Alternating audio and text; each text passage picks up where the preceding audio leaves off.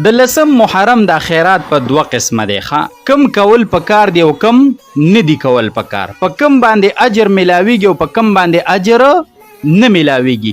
دا دوه قسمه او پیجنې، په دې کې فرق او پیجنې. زمنګ اکثر پښتانه په لسم محرم باندې د خیرات حوالې سره په غلطۍ کې مبتلا دي، نو لہذا په دې باندې ځان پوهه کوي. ګوره یو قسم خیرات هغه دی چې اکثر خلک یې کوي خو ثابت نه دی او کول یې پکار نه دي. هغه کم خیرات دی هغه دا دی، بهر د درستخانونه ولګول، خلک راغونډي چې راځي ما د محرم خیرات کړی، یا دعوتونه خلکو له ورکې، شربتونه دې رویسته، ټپ دې ولګو، جیګونه دې رویسته، په لارو کوڅو کې په خلکو شربت تقسیمې، صحیح شوله. یا د په کور کې کړی دی خو په کلي په گاوند کې په رشته دارو دعوتونه کې یې په داسې تقسیمې چې دا ما د لسم د محرم څه کړی دی جی خیرات کړی.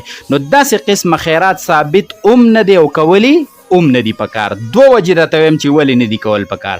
یو وجه دا ده چې په رشته دارو باندې، په گاونډیانو باندې، په خپلوانو باندې هر ټیم خیرات کول دا د ثواب کار دی. صحیح شو لکه نه، دا د ثواب کار دی. خو دا په لسم محرم چې ته کې دا ته د زیات ثواب په نیت کې چې دا ما ته ډیر ثواب ملاویږي، نو دا خبره په شریعت کې ثابته نه ده. دا په شریعت کې نه ده ثابته. نو په شریعت کې چې کوم سیز نه ثابت تاغې دپاره ثبوت پکاري، نو بیا به په دې تا ته اجر نه ملاویږي، بلکې الټه چې ته د ثواب په نیت دا عمل کې، نو شریعت تا منې کوي چې دا عمل به ته نه کې. نو ګورې داسې عام طور خیراتونه دا کول نه دي پکار. یو وجه دقه ده چې دا تر زیات ثواب په نیت باندې کې، دا ثابت نه دي چېرته د صحابو نه یا د تابعینو نه یا د امت د نیکانو خلکو نه چې په دې ورځ باندې په دغه طریقې سره خیراتونه کړي. یو وجه خدا شوه.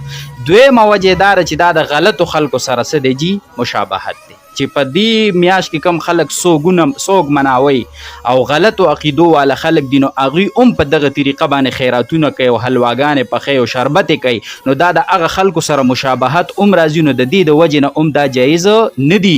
ورې زمونږ په دې پښتو معاشره کې پښتانه لګیا دي په دغه شپه یا ورځ باندې خیراتونه کوي، په خلکو کې تقسیموي یا شربتونه روباسي، نو دا هیڅکله جایز نه دي. صحیح شوله.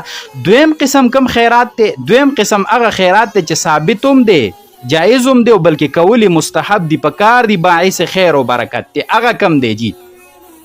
حدیث مبارک کی راځي معجم الکبیر د طبرانی، دا روایت ذکر کوي عبدالله ابن مسعود سے فرمایي چې نبی علیہ السلام او فرمایل چې څوک په خپل اهل او عیال باندې په لسم محرم باندې په خرج کولو کې فراخي راولي، د وس مطابق سره راولي، لکه خو خوراک پیو کی چې د کم وسی د نور ورځو نه په خوراکو کی، نو ټول کال به الله په د باندې سره راولي جی فراخي راولي، الله به په فراخه خوراکو کی. دا حدیث مبارک سره دا معجم الکبیر ذکر کړی دی د طبرانی. صحیح شو لکه نه، د عبدالله ابن مسعود صاحب نه روایت دی. او حضرت سفیان رحمت الله علیه وایي چې په دې زما تجربه ده، او دا عمل د صحابو نه هم سره ثابت دی.